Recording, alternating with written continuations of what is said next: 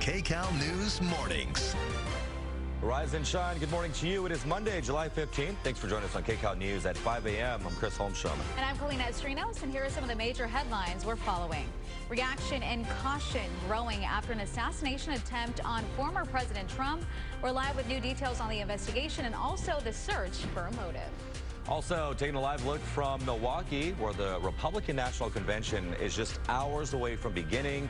How will security be handled, and what is changing for the former president's plans? We get answers in a live report.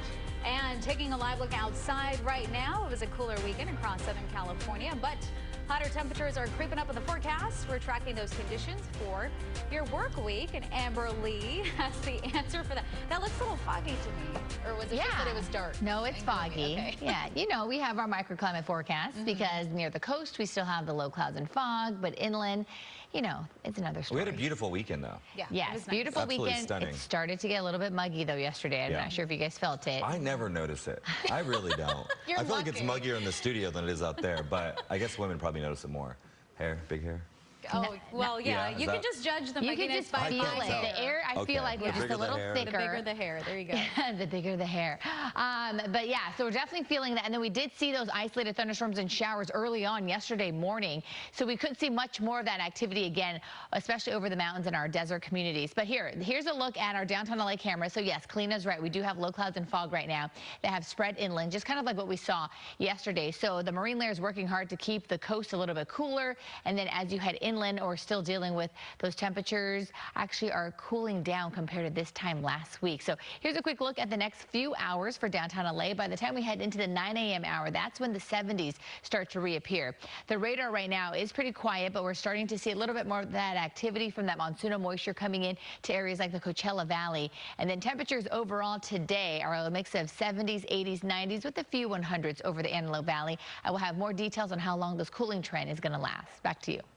All right, Amber, thank you so much. And as we head out the door, I have an update on that SIG alert where we had all lanes blocked off. We do have 2 lanes that are now open, 405 south at Crenshaw. So 3 right lanes are still off limits, and the SIG alert is still in effect. You can take the 105 to the 110 or the 105 to the 710, back to the 405, whatever suits you, you can take, because the rest of LA is pretty much wide open.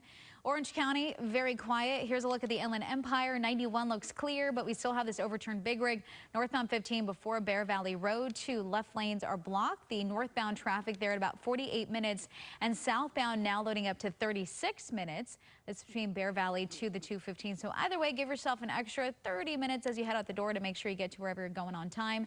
And we also have road work on the 15. I will have more on this coming up.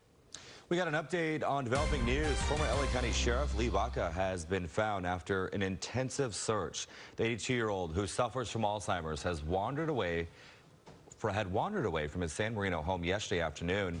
A wide search followed. The former sheriff was located when owners of a restaurant in El Monte called and said someone wearing a medical alert bracelet needed help. The sheriff had a bracelet on his wrist that helped identify who he was and provided a phone number for the ability to identify him and reunite him with his family. And it was through that bracelet that really helped us.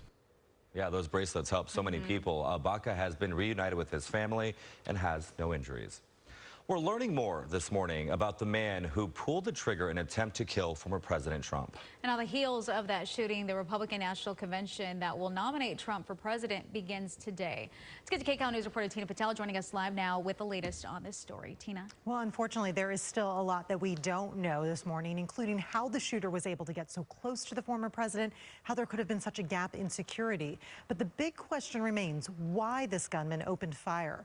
Authorities have identified him as 20-year-old Thomas Matthew Crooks, a registered Republican from Bethel Park, Pennsylvania. That's a town about 40 miles away from the rally. Crooks was killed by a U.S. Secret Service sniper. Now, investigators say an AR-style